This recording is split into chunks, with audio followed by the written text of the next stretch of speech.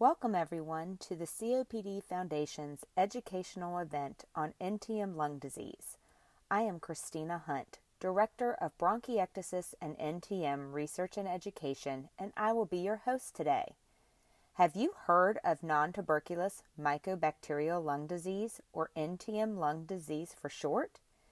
If you have COPD, you may be more susceptible to developing an NTM lung infection. It is our hope that after today's presentation, you will learn more about NTM lung disease and how it is treated. We created a short video featuring a patient living with NTM lung disease undergoing a consultation at a physician's office. This first-hand account of living with NTM lung disease may help you to understand the condition a bit more. We begin the video with Kathy, a patient who has been experiencing respiratory symptoms for many months. In preparation for this visit, Kathy's medical records and initial lab testing were sent to Dr. Flume's clinic. Kathy is interested in finding out what is causing her symptoms, as she's been living with them for several months. Kathy's doctor has referred her to Dr. Patrick Flume, a pulmonary physician and specialist in NTM lung disease, for further evaluation because her symptoms have persisted. So welcome to our clinic. Thank you. You know why you're here? Yes, I'm hoping to get some help and some answers. All right. Well, let me tell you what I know about you, and then you can start filling in the rest of the facts. Okay. So I know that you have a diagnosis of bronchiectasis, and that someone got a recent sputum culture on you that grew something we call MAC, Mycobacterium avium complex. Is that right? Yes. Yeah, I wasn't quite sure about the MAC part, so I'd like to hear All right. more about Well, that. we'll talk about that. Okay. So tell me more about this history of bronchiectasis. How long have you known about this?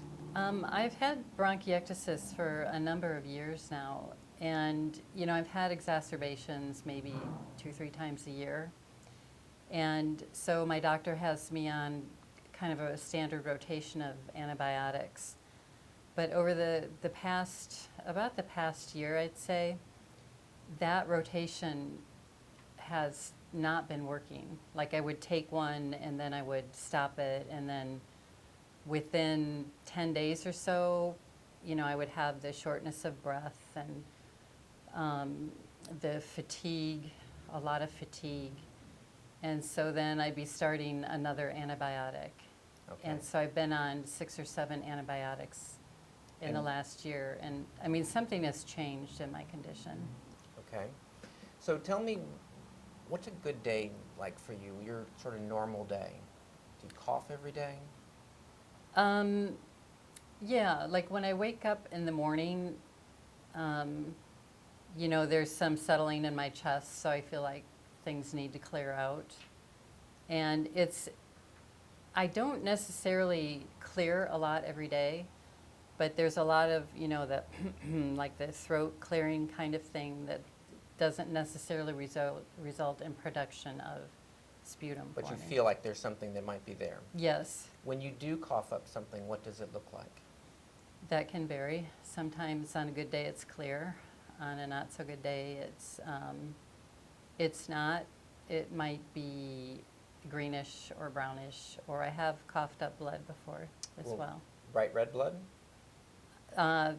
Yes, occasionally. How much are we talking about? Is it streaky stuff, a spoonful, or even more than that? I've had streaks. I've had like 1 to 2 teaspoons, and I've had up to, once I had about 2-3 tablespoons. Okay. Yeah, it's really scary. How often is that happening? Within the last year, I mean, maybe 2 or 3 times. Okay. And then, of course, I call my doctor and let him know immediately when that happens, because I know it's something we need to watch out for. And are those the events that you're calling exacerbations, or what are the symptoms you have when you have these events? Okay. It's not always with coughing up the blood, but like a really discolored sputum could be one. Fatigue is really key for me. Just by the end of the afternoon, I'm just really dragging. I just don't have my regular, my normal energy level. Okay. Fevers, sweats? I rarely get a fever. I will get some sweats, yeah. Appetite, has that been good? When I'm on the antibiotics, not so much. That does affect my appetite. Otherwise, I'm a pretty good eater. Okay. Have not lost any weight during this time? I've lost a little bit. And, I'm not concerned about it because I feel like I have a little extra padding. But, if I do feel like being on so many antibiotics has kind of weakened me. So I would, that's one of my concerns. Okay. So if I'm understanding correctly, you've had this diagnosis of bronchiectasis for some time, had some regular symptoms with some occurring exacerbations that you would improve with antibiotics, Yes. but something's changed. You're not responding to the antibiotics, or you're having more frequent events. Have I had that correct? Yes, it's like I respond to them, but for a really short period of time. Then you relapse. Yeah, Okay. yeah. So let's talk about what you're doing for your therapy. Okay. What do you do for your routine management? Not the antibiotics yet, but are you doing any kind of form of airway clearance? My doctor's had me using a type of flutter valve, Okay.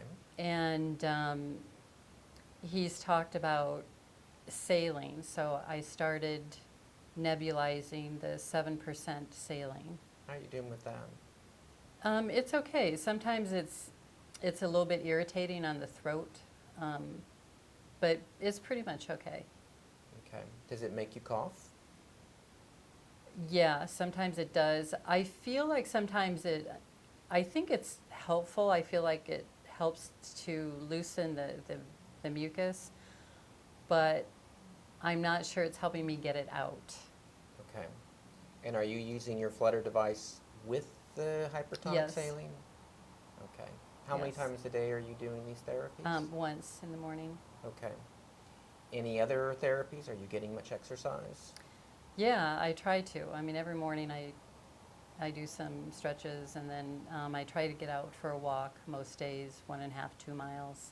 Okay. And that's actually, I feel like that helps to clear the airways as Good. well. Good. All right, let's talk about the antibiotics. You had mentioned that you have had rotating antibiotics. Are you taking those on a schedule every month, or do you wait until you have an onset of symptoms like an exacerbation? I'm not on a specific schedule, but if I have an exacerbation, then I usually have one on hold at the pharmacy that the doctor has called in. And so I will call in and fill that, and then I'll let him know as soon as I can that I've started taking that one. Okay, good. Okay, but you've not been on any inhaled antibiotics? No. Okay. No. Has anyone ever treated you with chronic macrolides? So azithromycin would be an example of a macrolide, I've had that, but what do you mean by chronic? where you were taking it as the intent of trying to prevent these exacerbations. No. No.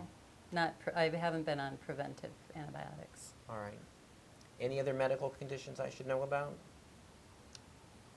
This is pretty much the biggie. Okay.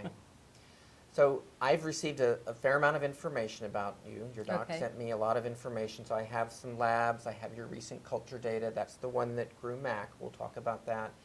And I also got the images. So let's take a look at your CT scan. Okay.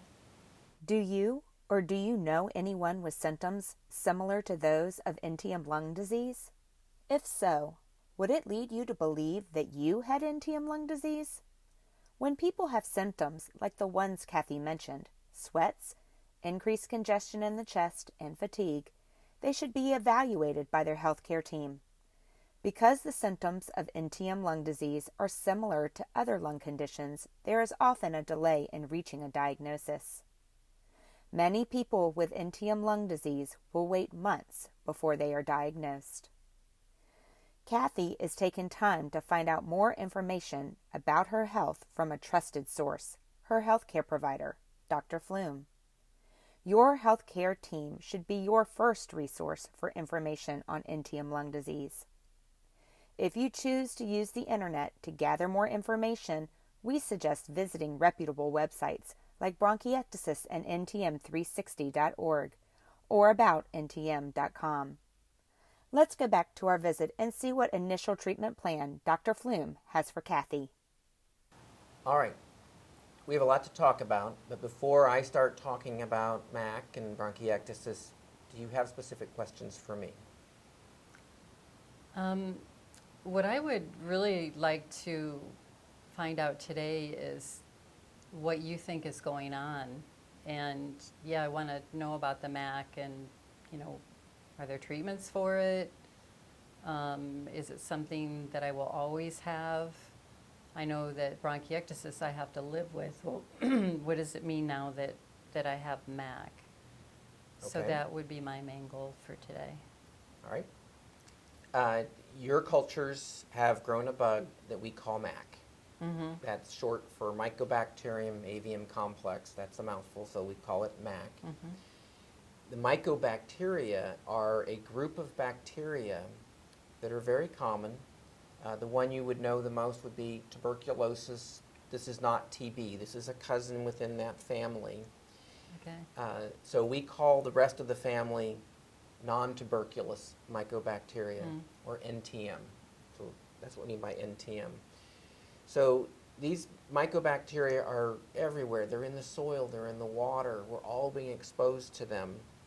And so most of us are not going to become infected by these bugs, but some people are more vulnerable, and these mycobacteria can get in their airways and can persist and even cause infection. And when they do that, we call that NTM lung disease. Mm-hmm. So if this bacteria is everywhere and if I have it, I'm supposed to be getting together with some family soon, could I be giving this to them? Am I contagious? Excellent question. No, you're not. Whereas we worry about tuberculosis being contagious, these other mycobacteria, these other NTM, that we don't consider them to be contagious, and you're not at risk for passing it on. That's not Okay. how you acquired it. That's not how they would acquire it. Okay. So MAC can get into the airways, and it can persist, and in some people it's going to cause infection. Mm-hmm. Now, not everybody has infection with it. MAC could be in the airways and it's there, but it's not doing anything. So when it is causing infection, we call this NTM, that stands for non-tuberculous mycobacteria, NTM lung disease. Now we typically describe that as people who have symptoms that are typical of NTM infection. They have X-ray changes that look like NTM infection, and they have a bug. Okay? So symptoms that we worry about for NTM lung disease can be respiratory, cough, sputum production, even coughing up blood. They can also be more non-specific constitutional symptoms like fever or sweats or fatigue. And then the X-ray changes, bronchiectasis, seeing nodules on the CT scan, that all can be compatible with the diagnosis of NTM lung disease. And then we have it on the culture.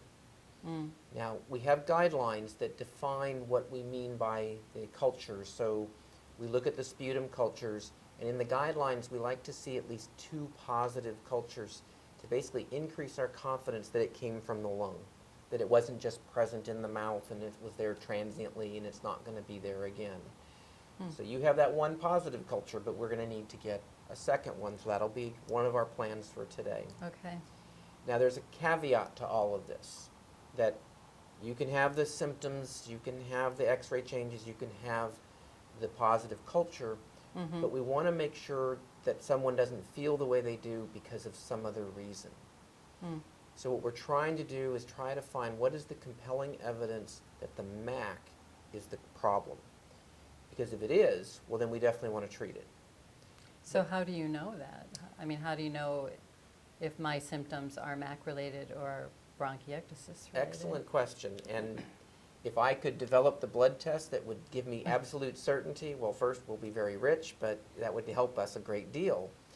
So the approach that we take is, what we try to do is make sure we've maximized all the other therapies to treat the underlying condition or to manage the bronchiectasis while we're trying to have certainty about whether the MAC is the culprit. And sometimes I'm still not sure, but even if we leave at the end of today and I say I don't think we should treat the MAC, I reserve the right to change my mind. And what I'll be looking for is any evidence that something is progressing, meaning your symptoms have changed or something on your x-ray might change that we would want to repeat in the x-ray. So already what I've heard is something has changed in the last year. Yes. You're having more frequent exacerbations. Yes. I also get bothered by when I hear about blood. The question is that the MAC? So what we're going to work on today is how do we make sure we've covered the basics to make sure you're getting optimal therapy, and then we're going to get another culture to see if we really do in fact have MAC present in those lower airways. So the therapies that you're going to recommend, are those for the bronchiectasis or for the MAC? Well, it's a little bit of both, but primarily we're talking about the bronchiectasis. So we're trying to find out if you have bronchiectasis and the inflammation is what's causing your sense of fatigue and your increasing cough, or if we were to find that there were another pathogen, if we get in the sputum culture and we were to grow something like Pseudomonas, well then maybe if we treated that, which is a little bit easier, if we suddenly improved your symptoms, that might give us time to watch and wait before we make a decision to commit to the treatment for MAC. Because I will share with you, you've probably been on the internet already, but if we do decide to treat MAC, then we're talking about a complex regimen for a prolonged period of time. All right, before we get into talking about our treatment plan, do you have any other questions for me? Yes. How did I get this? Well, I don't know. I mean, you said soil and water. I Right. mean, can I not shower anymore? Do I need to boil my water? I mean, it's kind of scary. These are excellent questions. So things that we know. We know where we find the bacteria. I told you we find it in the water supply. And there are actually studies where they've gone into people's homes and they can swab the faucets and shower heads and actually find the mycobacteria. Some people will go so far as to say, stop taking showers because they're afraid they're aerosolizing it. It seems like a pragmatic approach, but honestly, we don't know if that actually provides any additional protection or not. You become exposed to this, it probably gets into your mouth or nose, and then we aspirate, and that's how the bacteria get into the lower airways. So this is why we focus on things like swallowing, reflux, because that can make things worse, to make sure that we're doing everything we can to try to minimize how these things might get into the lower airways. So let's talk about things for us to focus on. So for us, what we want to focus on are the ABCs of taking care of bronchiectasis. Let's work on clearing these secretions out of the airway. When you are able to produce that sputum, that greenish or yellowish stuff, that contains millions of bacteria, unloads inflammation, just good lung hygiene. So I know that you are doing hypertonic saline. I know that you have the flutter valve. Before we end today, I'm going to invite in our respiratory therapist who's going to go over your technique and see if we can't find ways to coach you and maybe do even better. We do want to talk about reflux precautions. Even though some people may say, I don't have reflux, I don't have heartburn, some people have a little bit of symptoms like that, but in others it's very silent. They're refluxing up and it's getting up to their vocal cords and they can aspirate that material. So simple things. Elevate the head of the bed a little bit. Better to eat smaller meals as opposed to big meals because that increases the pressure in the stomach. Same thing for carbonated drinks. Let's try to reduce that. And then I didn't ask, but how much caffeine do you drink? Maybe a cup of coffee in the morning, usually not more than that. The reason that I ask that is caffeine can weaken that muscle at the bottom of your esophagus. It can increase the risk of reflux. So I'm not going to promise you that cutting out your caffeine is going to solve that issue, but I try to discourage caffeine as much as we possibly can. So just think about that. Okay. Some people will go on medicines to suppress the acid in their stomach, and that doesn't stop reflux. it may help reduce, one of the noxious components of reflux. But if you're not having heartburn or hoarseness and so forth, I don't know that we need to add any of that. Okay. So we're going to focus on airway clearance. We're going to work on reflux precautions.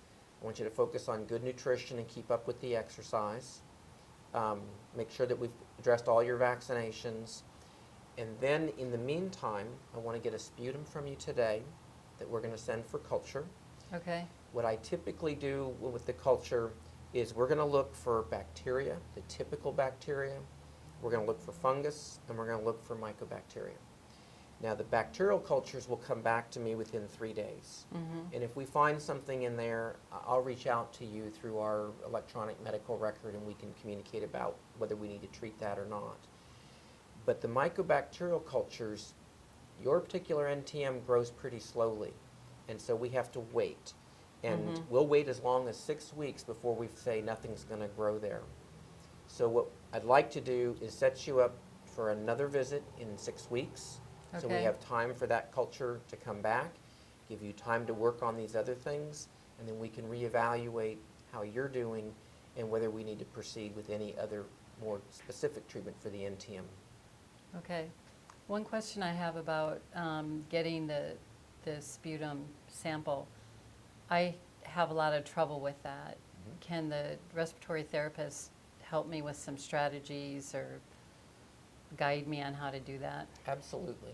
So there's a lot of different ways of trying to get these secretions up, and this flutter device that you have is only one of them. So we have other ways, and so when I invite in our respiratory therapist, he's going to work with you and may even do some percussion to help you get that secretions up to see if we can get a good sample. And we want it to come from the lower airways. Okay. We're less interested in what might come from the mouth, so we want to get a good sample from below. Okay. At the time of the initial diagnosis, several factors regarding an individual's NTM lung disease should be considered. The potential for the NTM to cause damage to the lung, risks and benefits of therapy, the patient's wish and ability to receive treatment, as well as the goals of therapy should be discussed with patients prior to initiating treatment. In some instances, watchful waiting may be the preferred course of action. Healthcare teams will encourage proper nutrition, exercise, and airway clearance techniques to improve overall wellness. If symptoms or the disease get worse and starts to damage the lung, treatment options may be reevaluated. All right, so let's just recap what we've talked about. Okay. We know you have bronchiectasis. You've grown this mycobacterium. I'm not yet convinced that it's the culprit, but I'm concerned about it. So that's why we're getting the next culture. That will help us know and see how you're doing with conservative therapies. You're going to be good about doing your airway clearance. You're going to keep up with the exercise. That's great. If you're walking as far as long as you are, that would be great. If things deteriorate, we could talk about pulmonary rehab as a means of trying to help you get back to your fitness. You're going to think about those reflux precautions and keep track of how your symptoms are, your daily symptoms. Recommend keeping a diary and so forth. In the meantime, we have that sputum sample that we're going to send for culture, and I'll let you know what the results are. And we have a planned follow-up to go over the results of that and see how you've done. The other things I want you to remember, if anything changes between now and then, you don't have to wait until then to let us know. Okay. We'll show you how to get in touch with us. The other part is you leave here, you're going to have questions that you forgot to ask. Yeah. Write them down. Okay. Write them down. Bring them with you when you come. Bring a family member if you need to have another set of ears or someone else that can comment about how they perceive you doing. Happy to have them be part of this as well. Okay. Well, you've given me a lot to think about today, and I appreciate that, and I appreciate the fact that I have these other resources available to me as well, the respiratory therapist and maybe the other exercise rehabilitation that you talked about. I may want to bring somebody with me, and I'm certainly going to go right now and write some notes down about what we Good. talked about Good. and I'll have some questions ready for our next visit. Perfect. Okay. We're in for the long haul. Thank you so much, doctor. Okay, thank you. When it comes to having a successful doctor's appointment, good communication is key. Bringing a family member or writing down questions in advance, as Dr. Flume suggested, is a great way to improve communication at doctor's appointments. What are some ways that communication can be improved in a doctor's office? Healthcare teams should provide clear directions for when follow-up appointments are to be scheduled. People who have NTM lung disease must know how and when to contact their physician or healthcare team. Thank you for joining our presentation today. We hope that you may have learned a few things about NTM lung disease and how it is diagnosed. Stay tuned for part 2 of this series, airing in a few weeks, and see how Kathy is responding to the therapies that Dr. Flume recommended. Will she feel better, or will further treatment be necessary to fight the NTM? Thanks again, everyone. Goodbye.